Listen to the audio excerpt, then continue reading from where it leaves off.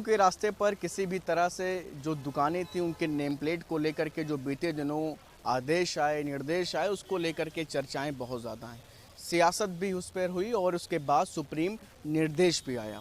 सुनवाई आगे आने वाले दिनों में होनी है, लेकिन इन सब के बीच में जो लोगों की आम राय क्या है, ये जानने के लिए मैं इस वक्त राजधानी लखनऊ के इस स्थान पर मौजूद हूँ, जहाँ पर आप देख सकते हैं कि तमाम लोग और लोगों की राय जानने के लिए हम यहाँ पर आए हैं।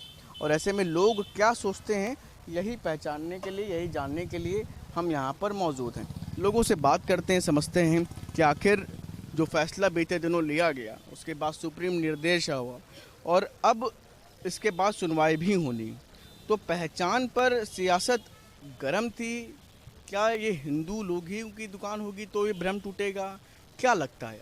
देखिए, सबसे बड़ी बात है कि सरकार को संवैधानिक रूप और शक्ल में अपने फैसले को, अपने पॉलिसी के क्रियान्वयन को, उसका संवैधानिक स्वरूप और शक्ल को निर्धारित करना चाहिए। लेकिन अजीबोगरीब है कि हम भारत के संविधान में संघीय ढांचा की बात करते हैं।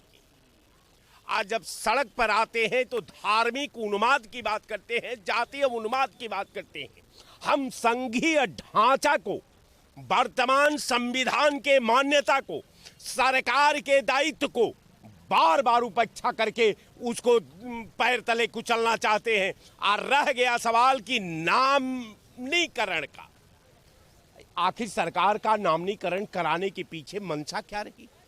ये कौन आवश्यकता आ गई कि नहीं वहां जो दुकान लगेगी कांवर का निर्धारित सड़क पर, वहां नामित होना, वहां जात से प्रमाणित होना, वहां धर्म से प्रमाणित होना, वहां प्रशासन से प्रमाणित होना, वहां सरकार से प्रमाणित होना, ये कहां लिखा था? लेकिन नहीं, हम हर चीज में राजनीति करेंगे। जहां हम प्लस कर रहे हैं, जो मेरी मंशा कह रही है, जो मेरी पॉलिसी है, जो मेरा टारगेट है, जो मेरा इशू है, हम निरंतर संविधान को चुनौती देते रहेंगे। ग्राहकों के सवाल खत्म हो, इसलिए झटका हलाल और ये सब जरूरी हो जा रहा है। ऐसा है कि मुजफ्फरनगर अति संवेदनशील है और आज 25 साल से, जब से वहां दंगा हुआ है, हमेशा एक बात को आप समझिए कि ये सरकार जो है अपने संवैधानिक दायित्वों की उपेक्षा कर रही है, ये अपने सिस्टम की उपेक्षा कर रही है, ये अपने नैतिक जिम्मेवारी का उपेक्षा कर रही है और निरंतर ये समाज में नफरत का झोंका मार करके ऐसा मुद्दा का तलाश करती है कि उस नापाक मुद्दे पर हम अपने टारगेट को प्राप्त कर सकें। यही सरकार की मंशा है, यही सोच है, यही उसका धर्म भी है। क्या लगता है आपको कि ये दुकान का नाम हिंदू रख देने से उससे विश्वास बढ़ेगा या उससे जो है पूरी तरीके से विश्वास आ पाएगा? नहीं, माननीय मुख्यमंत्री जी को ये आदेश देना ही नहीं चाहिए था। इनके सलाहकार कौन हैं और कौन लोग सलाह दे रहे हैं?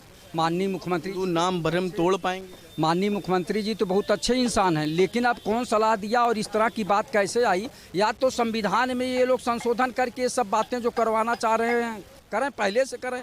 आप ये बताइए कि 4 दिन पहले ये आदेश कर रहे हैं, इससे पहले इनका नगर पालिका और नगर निगम और एलआईयू के लोग, इंटेलिजेंस के लोग और वहाँ के चौकी इंचार्ज क्या कर रहे थे?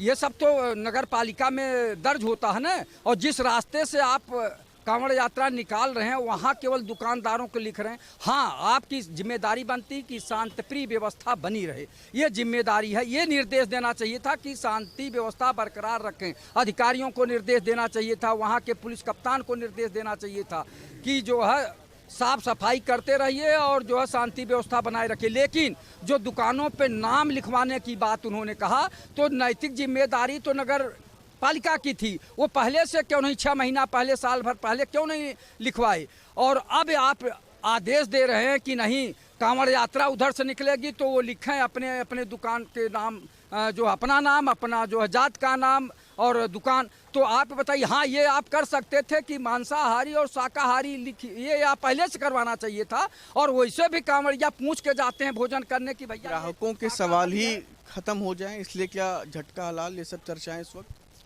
ये देखिए प्रोपगंडा एक तरह से सरकार का, और सरकार एक तरह से जो है संविधान की हत्या कर रही है। सरकार को सोचना चाहिए कि इस तरह का कोई कानून तो है नहीं संविधान में, ये संवैधानिक कानून तो है नहीं उसको, बल्कि एक तरह से नहीं जबरदस्ती मनवाने की बात हो रही है। आप बताइए, दुकानों पे नाम लिखवाइए, ठीक है, स्वागत है, लेकिन उस 6 महीने पहले आप सभी दुकानों पर लिखवा दीजिए, एक जो है कानून में संशोधन कर दीजिए, लेकिन वो कर नहीं रहे हैं। अब कांवड़ यात्रा निकलनी है 2 दिन पहले, और 1 दिन पहले आप जो कह रहे हैं कि सभी दुकानदार जो है अपना नाम लिखाएं, अपना जात लिखाएं, तो इतनी जल्दी कैसे होगा? और फिर दुकानदारों को ऊपर ये थोपा, जहाँ महंगाई से परेशान है लोग, बेरोजगारी से परेशान है। ग्राहकों के सवाल ही का जवाब जो झटका हलाल हो जा रहा है। नहीं, देखिए ग्राहक से क्या लगता है आपको देखिए कि जिस मुद्दे पर सियासत गर्म थी और विद्वेष की भावना फैल रही है, इसको सरकार की नैतिक जिम्मेदारी है कि समरसता बनाए रखे और शांति व्यवस्था बनाए रखे, ये नैतिक जिम्मेदारी है। तो सरलीकरण है वो ना करके बेमतलब की बात हो रही है, जो उचित नहीं है समाज में। हिंदू नाम क्या जो है किसी भी तरह से जो है अगर रहेंगे तो क्या उससे बेहतर रहेगा? मैं आपको बता रहा हूँ ना, आप जब दिल्ली से जाते हैं, सारे भ्रम तोड़ देंगे। जब दिल्ली से आप जाते हैं उधर की तरफ माँ वैष्णो देवी की तरफ, तो तमाम वहाँ के गुजरात के ही मुसलमान जो बोहरा समुदाय के हैं, लंबी टोपी लगाते हैं, वो मोदी को फाइनेंस भी खूब करते हैं, भैया पैसा देते हैं, मोदी जी के बड़े अच्छे आदमी हैं वो। और वो लोग हिंदुओं का नाम और फोटो लगा करके जो है दुकान चलाते हैं। वहीं पर मैं कहता हूं कि जनसंघ के ही लोग, भारतीय जनता पार्टी आरएसएस के लोग अल कबीर के नाम से जो है गोश्त बेचते हैं पशुओं का, जिसमें प्रतिबंधित पशु भी हैं। आप डिबेट करने आए हैं कांवड़िया के सवाल पर। हिंदुस्तान वलियों, ऋषियों, मुनियों, देवी देवताओं का धर्म का देश है, और यहाँ पर हर व्यक्ति को अपने अपने धर्म के अनुसार धर्म को मनाने की मान्यता है और मनाता है, और उसको धर्म मनाने में न समाज कहीं आड़े आता है और न कहीं संविधान आड़े आता है। नाम लिखाने की बात आती है तो कांवड़िया जिस रास्ते से जाता है, मस्जिद से मौलाना जब नमाज पढ़ा के निकलता है तो जिस रास्ते से जाता है, बगैर जातवाद से ऊपर उठ करके सारे लोग नमस्कार, पैर छूने, आदाब करने की बात करते हैं। मुसलमान भी कांवड़ियों के ऊपर या जो मंदिर को जाते हैं और धार्मिक अनुष्ठान करते हैं, सारे लोग फूलों की वर्षा भी करते हैं। कहीं पर ऐसी बात नहीं आती है।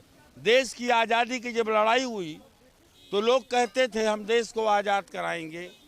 कोई घूम के ये नहीं कहता था आप किस जात के हो, आप किस जात के हो, ये कोई नहीं कहता था। देश आज़ाद हुआ एकता के नाते। नाम लिखवाने के पीछे आपके पास वोटर कार्ड है, आपके पास पासबुक है, आपके पास आधार कार्ड है। ग्राहक के सवाल खत्म करने के लिए क्या ये झटका हलाल इस तरह की चर्चाएं हैं? ग्राहक के ही सवाल खत्म हो, क्या उसमें ग्राहक क्या खत्म होगा? अरे जिसको जो खाना वो खाएगा, उसको कोई रोक लेगा क्या? इससे ग्राहकी रुक जाएगी? कुछ नहीं, उत्तर प्रदेश की 10 सीट का चुनाव होने है, उपचुनाव होना है। अभी विभिन्न राज्यों में 12 सीट का चुनाव हुआ था। इंडिया गठबंधन 10 सीट पर जीती, भारतीय जनता पार्टी औंधे मुंह गिर गई। ये 10 सीट के चुनाव के लिए ऐसा किया गया है। इसके अंदर नाम लिखाने से सांप्रदायिक एकता नहीं पैदा हो जाएगी, देश की भावना है। तो ये बिल्कुल देख सकते हैं आपकी लोगों की अलग अलग राय, लोगों की अलग अलग बात निकल करके सामने आई है।